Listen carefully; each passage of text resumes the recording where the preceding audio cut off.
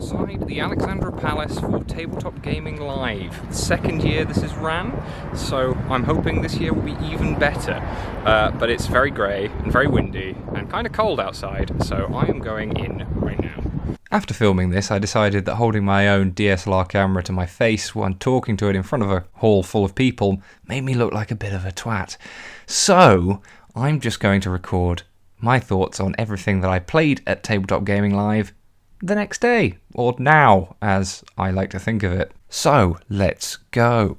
The first big surprise for me was Little Town by Yellow. Now, this is not to be confused with the very similarly named Tiny Towns that I've noticed an awful lot of people talking about recently. Little Town seems to be being kind of forgotten, probably due to name clash, and it shouldn't be, because it was really surprisingly good. It's a worker placement game where you're placing workers, all of you, into this same grid, this big field, which is, a few trees and mountains and lakes at the start of it. And when you place a meeple down, you, as usual, block that space, but you get a thing for every space around that meeple. So if you're placed next to a tree in a mountain, you get a block of stone and a piece of wood. That's lovely. You then use those resources to build buildings which go into this grid. The new actions that the buildings provide can then be triggered by placing your meeples down next to them, which means you've got this wonderful interplay between the building and the worker placement, because you can't build things where workers already are, but you want to kind of create spaces surrounded by stuff. But then if you only create one space, that, once you've used it, that's blocked and you can't use it a second time that round, and you're all building into the same area. And while you can use other players' buildings, you have to pay them money to do so. It's really nice. There's a lot of variety in the buildings. You'll have a different set each game kind of thing. Really worth checking out. The next game I played was Deep Blue, which is the new Days of Wonder release. It's always worth checking out the new Days of Wonder game, and this one was absolutely fantastic. It's a push your luck game about diving into the ocean, trying to find treasure. So you've got a couple of boats each, and you're moving around this map covered in tiles, and each tile is a dive location.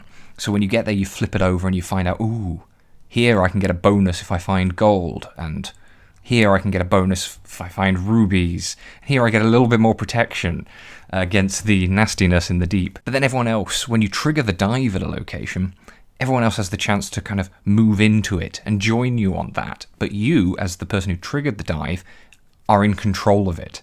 You're deciding how far you go, and you draw bits out of a bag. Most of them are treasure, but a fair few of them are either dangerous sea creature attacks or your oxygen running out, and these build up, and as they build up, you get more and more likely that you're going to fail. You need to have gone into this dive with some kind of protection cards to cancel out those negative effects. And so you have this really intriguing, it's not just you pushing your own luck, which is what most games of this type are. It's you pushing everyone's luck. And if you're paying attention, you will have some idea of how far other players can go. And so maybe you can just push it that little bit further, knock them out, and still get the full reward that you're going for. This is, I have to admit, a perfect Days of Wonder game. It's accessible, your family, but with some real nice subtleties, real moments of excitement and tension and laughter as people just fail dramatically on a push your luck. There is, because it's a push your luck game, there is luck involved, but it's very much you're choosing how much risk to take. Yeah, I think this one's going to do exceedingly well. A little bit of an unusual one for me, I played the Gruffalo board game, which is coming out in November. So I played the prototype of this. It's from a really nice UK publisher called Yay Games, and they've collaborated with a couple of exceedingly well-regarded designers from around the UK to bring a set of games for younger players and families centered around the Gruffalo. So this box comes with about 4 games. We played a little memory game, kind of where you're flipping tiles and trying to find certain features of the Gruffalo in order to build the picture on your own player board, and it's like, okay, you flip a card and, oh, you've got to find the eyes, so you just pick one of your tiles at random. Is it the eyes? Hey, great. Or if not, well, now I know what that tile is. I just need to try and remember that. Of course, I completely failed to remember that, but hey, that's the game, and it's cute and it's simple and not the usual stuff we cover on creaking shelves nowadays. But I've got a niece who is probably going to be all over this game. Something a bit bigger and heavier was Ishtar. This is the new Bruno Cathala,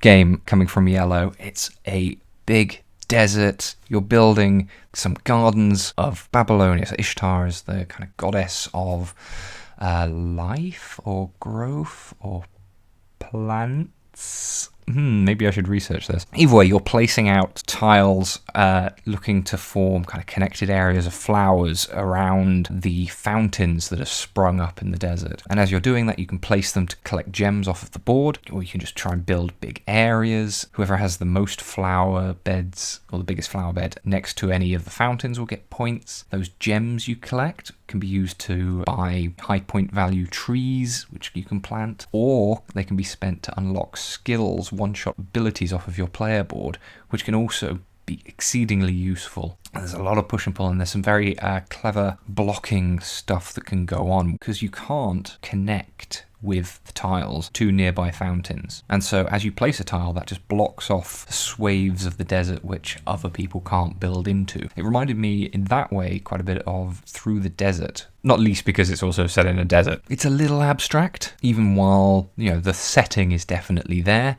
It's definitely a kind of abstract-y puzzle thing, but it's still really engaging and feels that classic Euro feel where you're not just doing your own thing, you're very much interfering with what other players are doing and creating your own opportunities within the space. Really neat. Really, really neat. Seems like Yellow managed to get quite a lot of my attention at Tabletop Gaming Live, because we also played a very quick game of Ninja Academy, which is a dexterity game. It's a massive bunch of mini games which you're all competing at, some of which have everyone involved all at the same time, some of which there'll be kind of 1v1 duels where everyone else bets on who's going to win. And so each round is a new little mini game, which is really cool, and there seems to be a lot of variety there, and they're all really fun, really entertaining, which is perfect for these kind of little dexterity games. My only one concern is that each card you have to read the rules for in order to understand the mini game.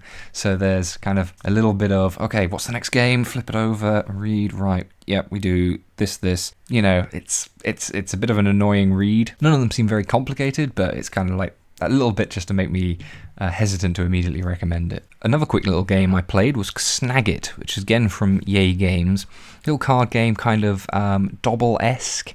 You have a ring of animal cards, and you flip over another one, and then you have a special rule of what you're searching for. So animals with the same territory as the card you flipped over, and everyone quickly tries to grab as many cards as they can from the display that fit that category, which is super simple, right? What was really nice is that a couple of these special rules, you have to shout out why you're taking the card that you're taking. Biggest whatever, right? Okay, biggest antlers, as I grab the deer card. But because you're racing to say something, you're inevitably going to come out with silly things at the worst times. Not terribly deep, a fun little party game for sitting around after you've been drinking, or for playing with your kids when hopefully you've not been drinking so much. Almost at the end now, and I managed to sneak a quick demo of Chocolate Factory, whose production components have just arrived in Alley Cat Games' hands in kind of a few limited numbers ahead of the full Kickstarter delivery. And I have to say, God, it is a lovely production. Gorgeous art, lovely components. The game itself reminds me a lot of one of their previous games, Dice Hospital, both in terms of how you kind of draft components to add to your factory and workers to kind of support you, and also in terms of how it's very much you running your own private puzzle system. You draft some new factory pieces, and then you run your factory, pushing chocolate through your production line, upgrading it, spending resources in order to run the machines, to turn your raw cocoa beans into beautiful, wrapped sweets. in order to fulfill the various orders, and there's a little bit of competition on a kind of deliveries to certain shops and stuff.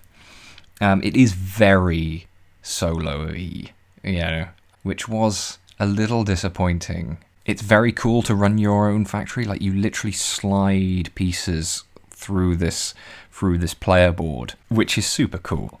Component-wise, as I said, fantastic. I do just wish there was a little bit more interactivity to the game, like even in the draft, where you are, discarding of options for other players.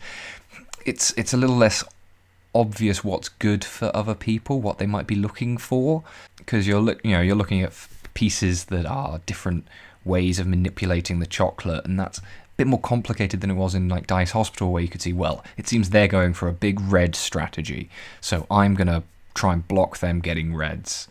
But that's something that might just come with a bit more experience. The thing with demos, it's sometimes a little hard to tell. Final game I finally got to try was Letter Jam. I felt like I've been putting off trying this for some reason.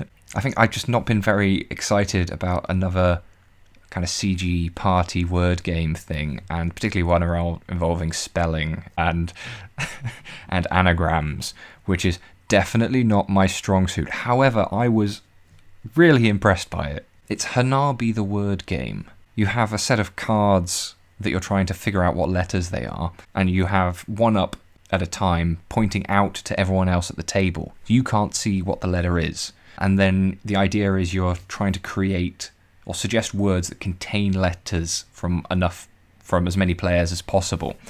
And if you say it, those players all write down, they know what position they are in this word, but you don't say the word out loud. So all they know is that they got a 6-letter word, they're the 3rd letter, and they can see what other letters have been used. And from that, you need to figure out what the letters are. It's amazing how easy it is to get that wrong.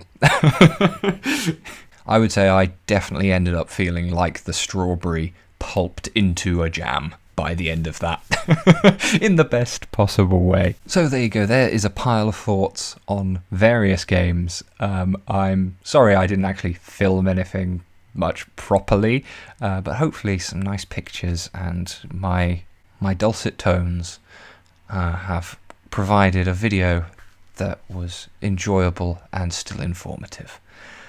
Please don't forget to like and subscribe, and I'll see you again soon.